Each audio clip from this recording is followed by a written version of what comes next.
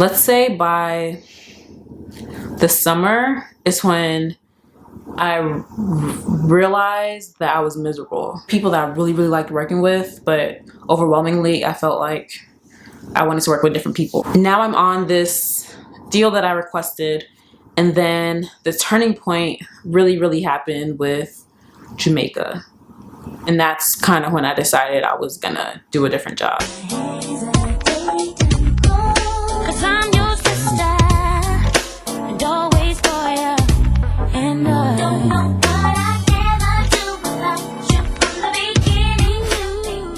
Hey guys, welcome back.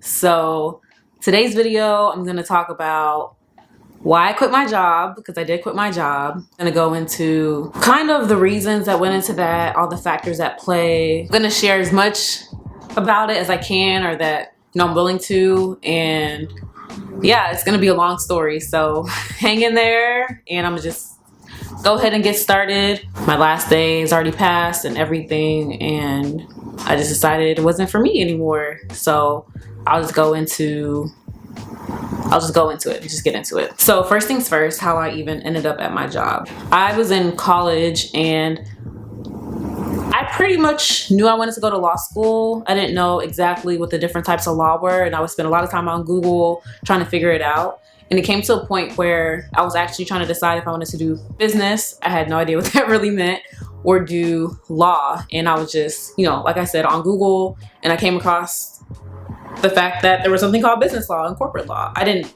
have the terminology for big law yet. I think that's something that developed later, like in law school. But I was like, cool, like this is great. I can combine both my interests. I can do business and law, like that would be great.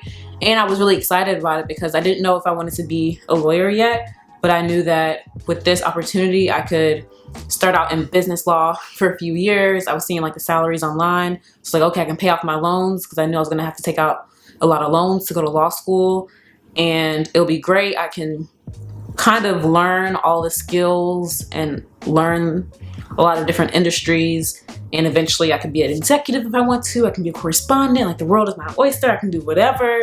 So that's why I went into law school. And I think it's important to say that because there are a lot of people who go to law school and kind of get swept into the big law wave, I would say. Particularly, I'll speak from my experience, particularly at Columbia. I went to Columbia for people who are new, and some people come to law school and they don't really know what they want to do. They know the fields they're interested in, but they don't know how they want to practice. And then they kind of get peer pressured into going the big law route because of the prestige, because of the money, all the things, That wasn't my situation. So I just want to make that clear, because it's not like, oh, of course you ended up quitting your first job out of law school because you were peer pressured into it. Like that wasn't necessary. That's not really my story. I'll just kind of go into how I ended up at my job. So everyone says this while you're recruiting, and I hate to say it because it sounds so cliche, but I really went there because of the people, of course. But I genuinely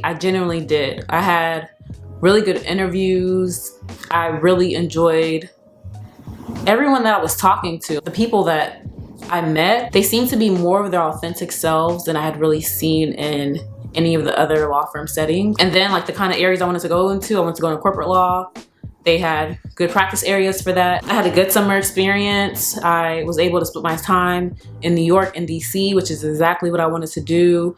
I met great people, formed relationships with a lot of coworkers that were gonna start with me full time at the same time as me. So I was just feeling, after my summer, I was just feeling really good about my decision to accept my full-time offer. I liked the New York office. I liked the people I met. I liked the relationships that I had formed. So it just seemed like a good decision. I felt like, okay, I have a good cohort there and I'll be good. I'll be supported. This is a great way to start my career. Okay, let me get some water if I go into this. I'll go into starting full-time.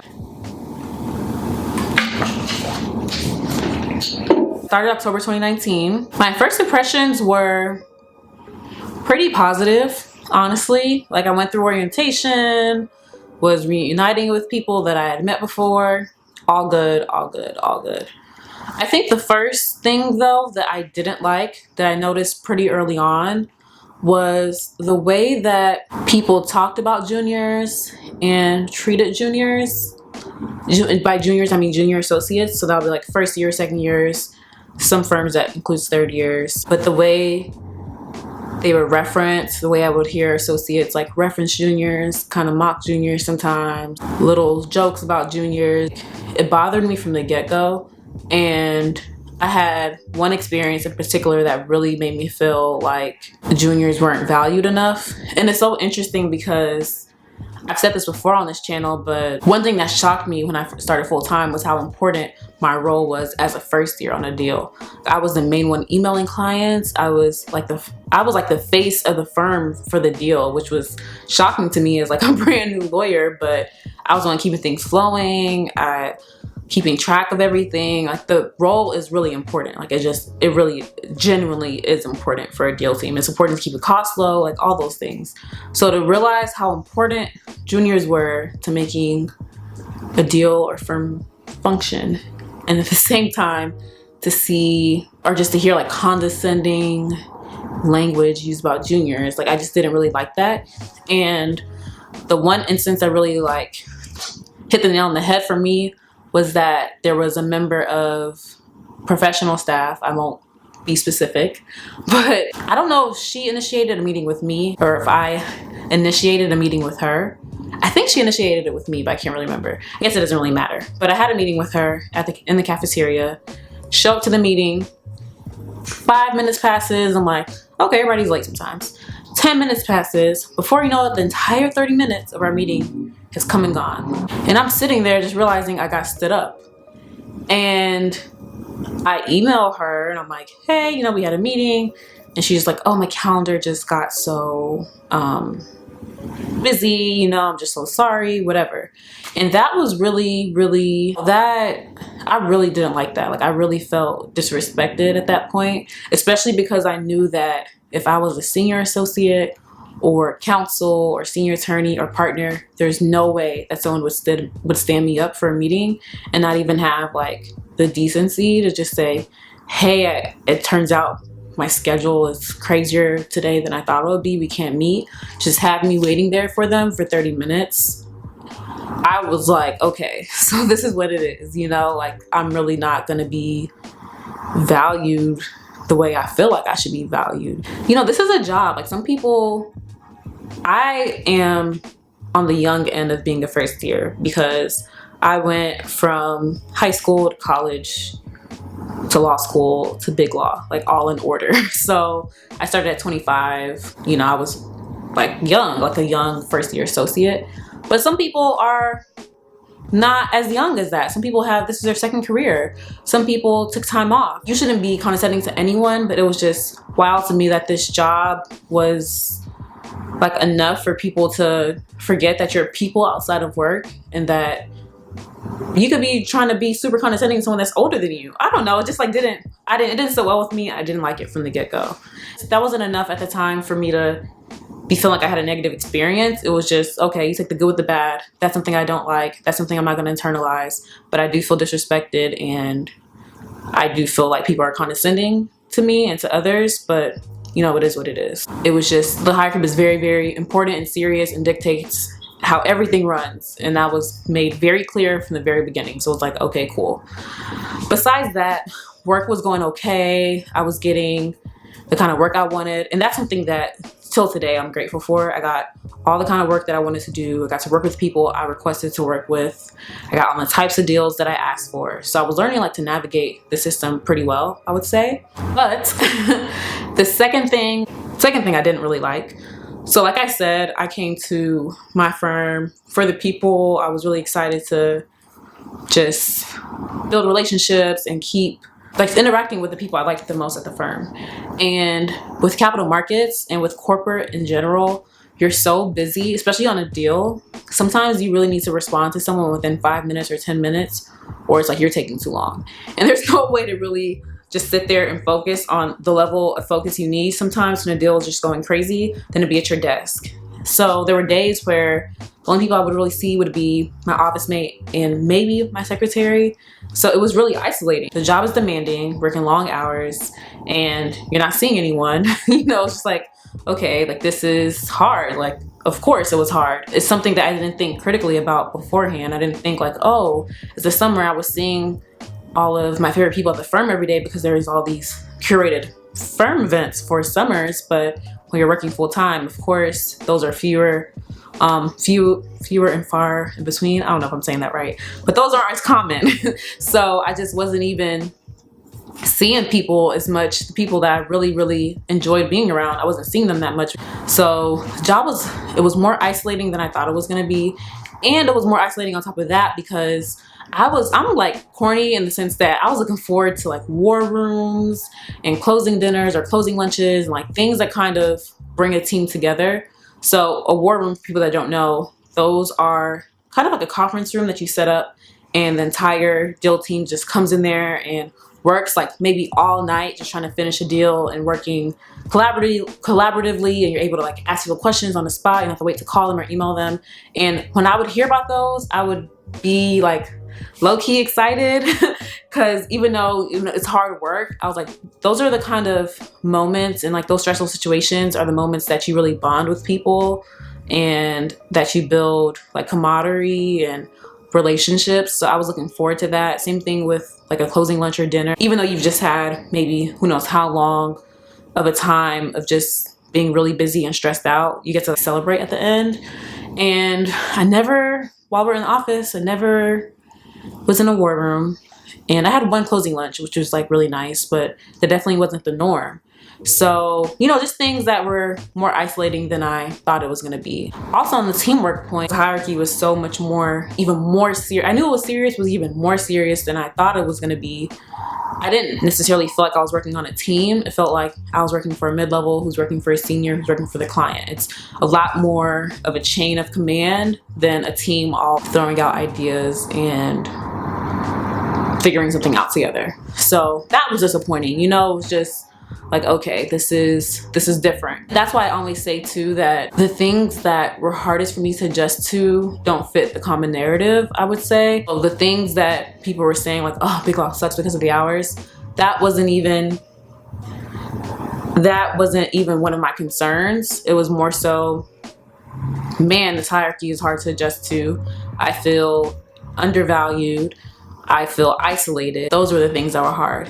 On top of the undervalued thing, as a junior, sometimes the tasks you're given are just very simple, but it's tedious and it's a lot, and there's things that people don't want to do. So you're the one sending the calendar invites. Sometimes you're just pulling a document from the document server. Some of the things were substantive, like I'm using my brain, I'm reading something, I'm trying to flag comments, but other things are just not like that. You're the one putting in comments. So literally someone marks up a document, you're the one typing it into a document. Things like that. Things that as someone with 2 degrees, some of the tasks would feel belittling. Just because he calls something a project doesn't mean that it's actually a project. You can call something a project, really it's like, oh, I just want you to go into that document and change like all the names and dates. You know, things like that. So on top of already not being a huge fan of the hierarchy, on top of that, you're getting assignments like that.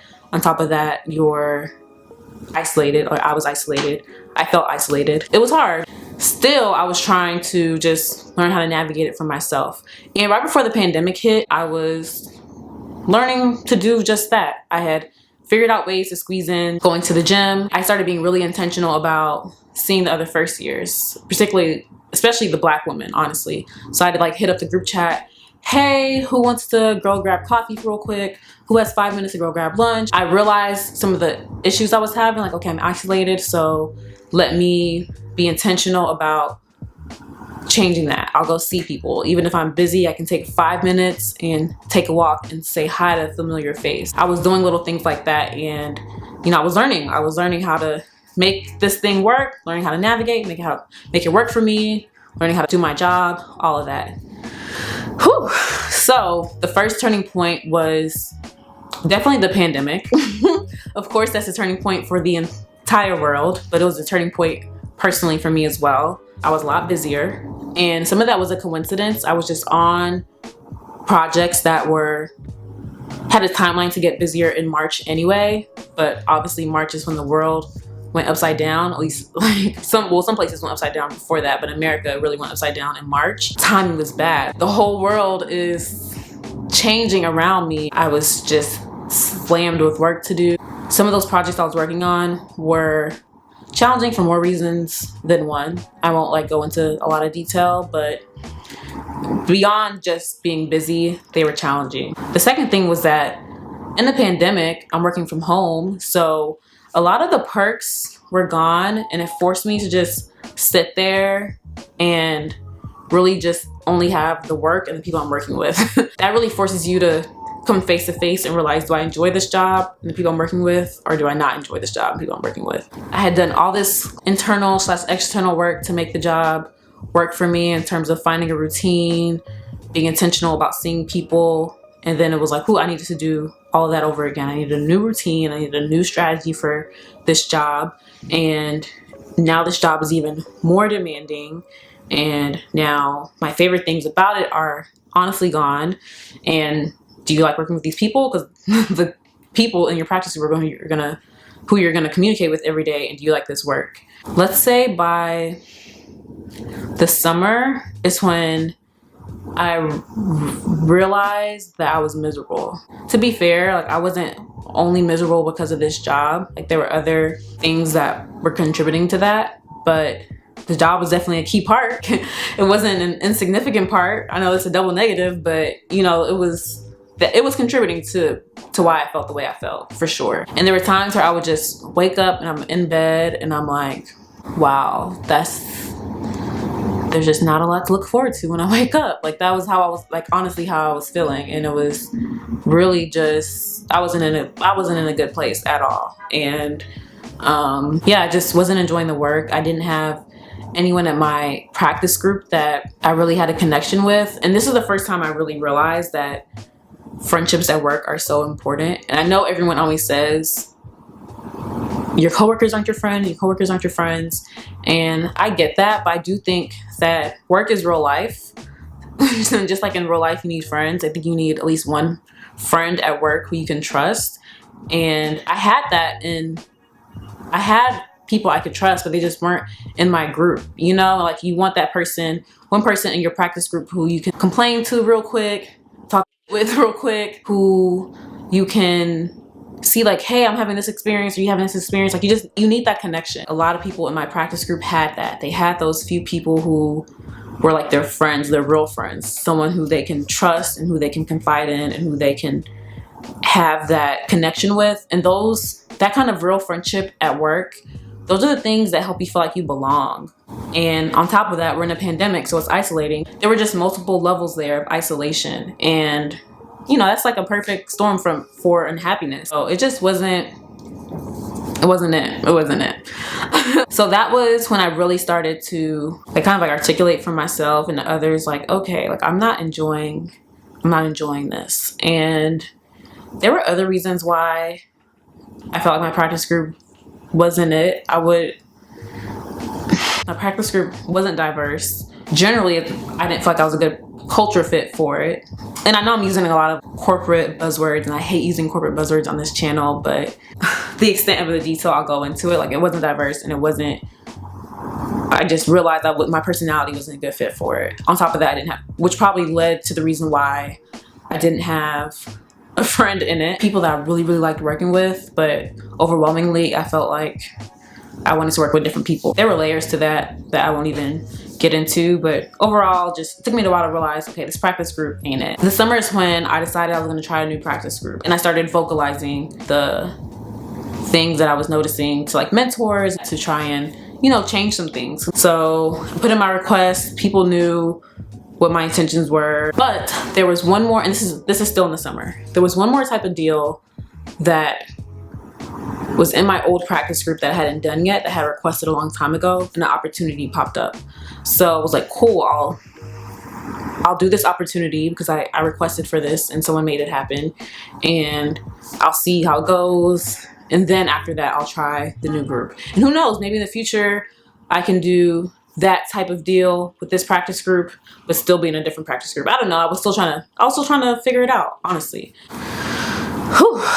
Okay, now I'm on this deal that I requested, and then the turning point really happened with Jamaica. And that's kind of when I decided I was gonna do a different job. Sam had said before that her grandma died in 2020, and she asked me to go to Jamaica with her and her family for the funeral. And it was really last minute. Like, it wasn't like a, do you want to go next month? It was like a this weekend type of thing, you know? So of course I wanted to be there. Of course I wanted to like support her and her family. So I said yes. And it was in the middle of a time that deal was kind of busy. And I told them that I was gonna be at a funeral. There wasn't enough notice to really take days of that week off. So we were gonna be in Jamaica from, I don't know, maybe like all weekend and a few days of that coming week.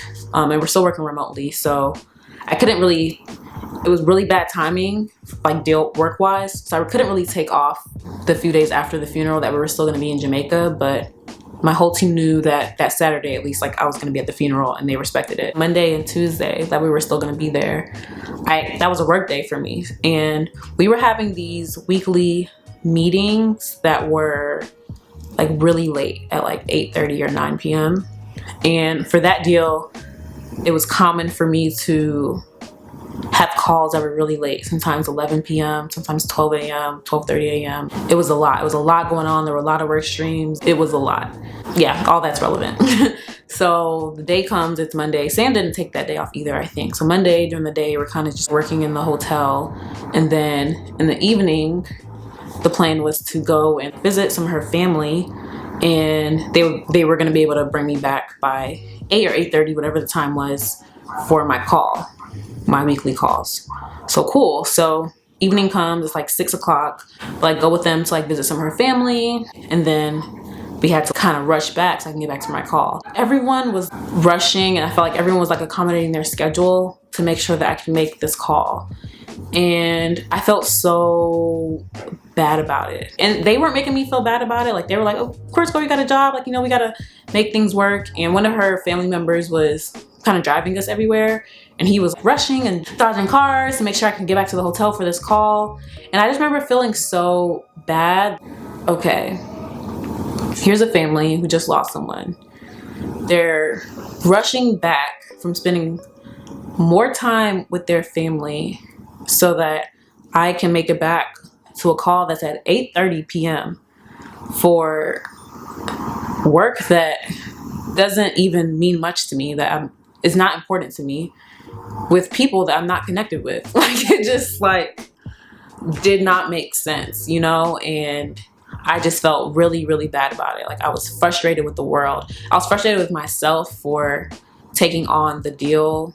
I was frustrated with the job and just being what it was. I was frustrated with the type of work and then not being interesting.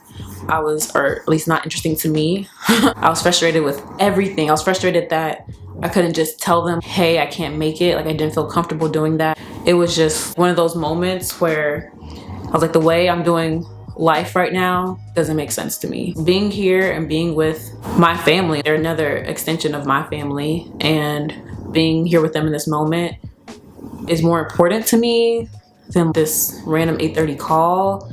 But right now my actions are not aligning with that. That's when I realized I really needed to make a change. And the next day was a similar situation. We were out, we were driving, and there was like a call on my dial-in, and I ended up having to ask someone else to put it on their dial-in, and it was just it was like another frustrating situation, another situation where people are like rushing to accommodate my schedule, and I didn't like that. It didn't make me feel good at all. So that's when I knew that after that deal was over, I was gonna be looking for a different job. I can try out that other practice group in another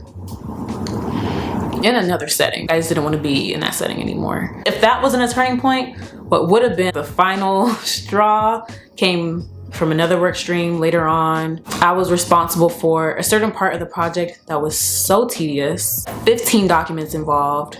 Each document was a one-pager that someone had to sign. It was just so, I don't want to use that word belittling again, but kind of belittling. Very small documents that didn't really seem like they mean much. and to spend hours on hours on hours on things that are so like detailed. I hated that work stream. Like I hated it. Like I can't go like super detailed about what it was, but I just did not like it. And after the deal, I voiced that. Not like, oh, I hated that, but I voiced that that was my least favorite part of the deal afterwards. And if Jamaica didn't tilt me over the edge, I think that work stream would have, because that's when I realized, okay, I'm not interested in this work. This work doesn't mean anything to me, and I don't like this. Like I'm burning a lot of energy doing things that are unfulfilling. I felt so burnt out after that deal, and I don't think it was only because of the hours. Yeah, the hours are hard, but it wasn't the most extreme thing you've ever heard in the world. But I think it was a lot of hours doing a lot of things that were just small, tedious tasks, and not having control over I don't know. I was burnt out. I was genuinely burnt out after that. I wasn't seeking validation or like affirmation from someone. Is it okay to be burnt out after this many hours? Because I knew I was burnt out, and I knew there was more to burnout than just the amount you're working. It was more to it than that, for sure, for me. That's when I started looking for another job. I did some reflection first to figure out what I would really be interested in. And I'll probably do a separate video on finding a job during a pandemic, because that was a whole nother beast of its own, or at least trying to find a job during a pandemic. I know a lot of people can't. I'll give a little taste of it now. My first step was to think about where I wanted to be, the kind of work that I wanted to be doing, and the kind of environment. So I knew I didn't want to be in New York anymore. I've said that before. So I was looking in DC. I realized that substantively an area that was interesting to me, or at least a lot more interesting than what I had been doing, was some combination of tech, media, and entertainment. So I was looking for jobs exclusively in those areas, and I was looking for jobs that had a different working environment. I found that the job I'm in now, it's in DC, it's tech heavy, and there are some media opportunities in it too. Not so much entertainment, but I figured, hey, 2 out of those 3 isn't bad. It's still considered a big law firm, but very, very different than what I had before. The client base is drastically different, and because of that, it kind of lends itself to a different culture and a different structure, which was attractive to me. I'm much happier now. much happier. Left my job. I started my new job already. So far, so good. That was my long-winded answer for why I left my job. Lots to it, a lot of layers. I mean, I'm sure I forgot to mention something, but you know, if I remember, I'll try to say it in another video. And right now I just feel really good. I feel good about my decision, and I still honestly don't regret it. I genuinely don't regret it. I think in a lot of ways it was helpful for me to start out in New York, not just professionally, but personally too. So I don't have any regrets about my last, how long did I last? 1 year and 4 months, 1 year and 5 months. I don't have any regrets about it, but I am happy that I left. I wasn't happy, I was burnt out, I was not feeling valued, all of those things. And I'll end on this note actually. So me and Sam talked recently about professionalism and how stifling it can be. And to me, it doesn't really make sense that saying that you didn't enjoy an experience or like an experience is unprofessional. I don't understand that. Not being able to be honest about an experience is not freedom to me. I should be able to say, hey, I didn't like that. It didn't work for me. Maybe it'll work for you. Who knows? I don't think there should be a barrier to me saying that. Something's not working for me, I'm gonna leave. Like that's just, it is what it is. I'm not gonna stay anywhere where I'm super unhappy for the sake of whatever people think it's for the sake of. I'm not gonna just stick it out at somewhere more prestigious or more whatever you want to call it for the sake of doing it. I didn't want to be tone deaf and talk about leave a job and get a new one in the middle of the pandemic, because I know that a lot of people are struggling, but I decided to still just make this anyway because a couple people asked me, because they saw it on my Instagram story, that I had quit my other job. So I could tell that it's something that people wanted to hear. And I think for anyone going into this field, I'm not saying no one should go to this or that job or whatever, but I think anyone going into this field, I think this can be a resource, just my experience, and to kind of normalize alternative stories. There's like a common narrative and everyone just adopts it. I think it's harder when you think everyone's having a certain experience and you're having a different one. and you don't know anyone else who had that different experience, and so you think, am I tripping, am I crazy, whatever.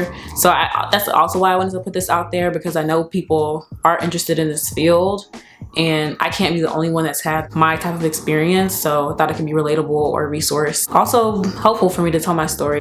So that's it for this video. Luckily I'm doing a lot better now. Luckily I'm in a much better place. Thanks for making it to the end, because I know this video is long.